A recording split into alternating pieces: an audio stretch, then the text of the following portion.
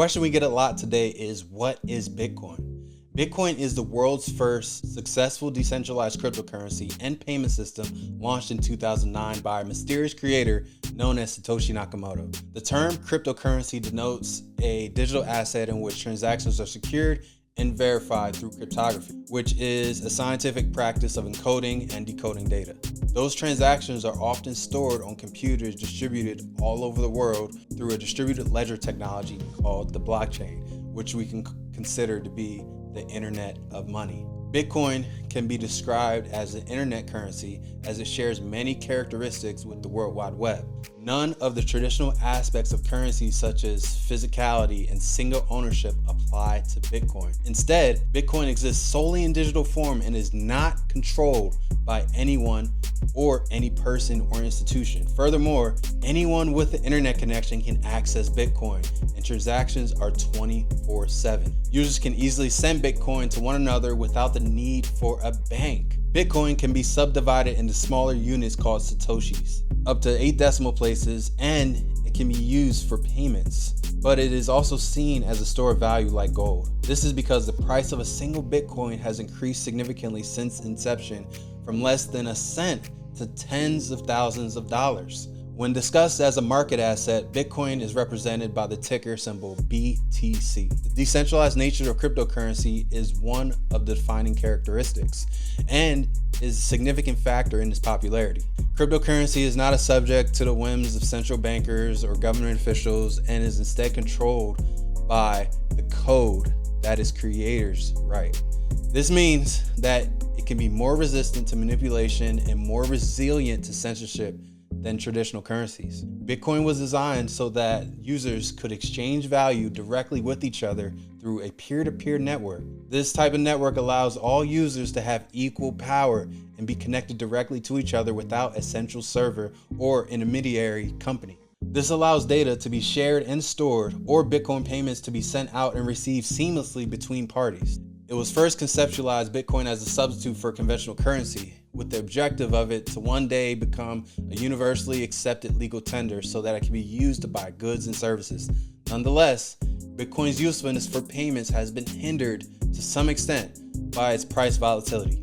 Volatility is a term to describe how frequently an asset's price changes over a period of time. So in this case, Bitcoin, its price can fluctuate significantly day to day and even minute by minute, making it less than an ideal payment option. For example, you want to buy a $3.50 cup of coffee, and then 5 minutes later, it's worth $4.30. Conversely, it does not go well for merchants either. If Bitcoin's price plummets, the coffee has been handed over. In many ways, Bitcoin works differently than standard currency. It's not regulated or emitted by a central bank.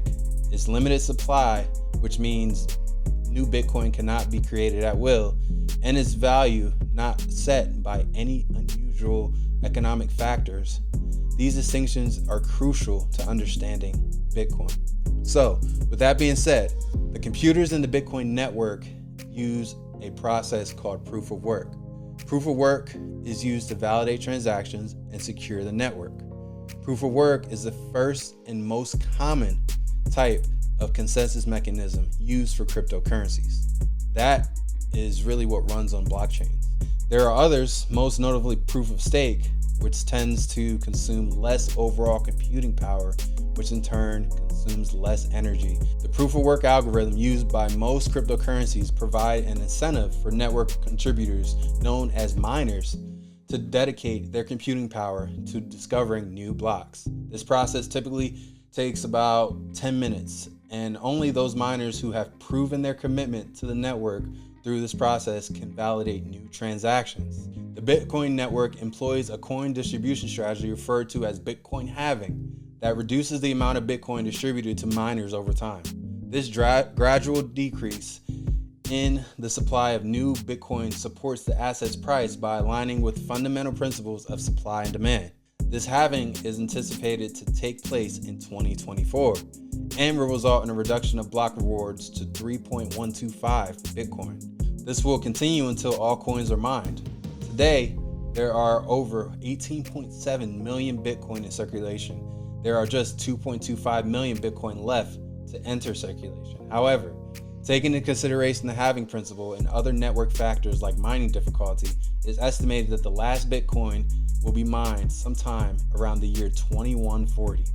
A Bitcoin wallet is a software program that runs on a computer or a dedicated device, providing the user with the required functionality to secure, send, and receive Bitcoins.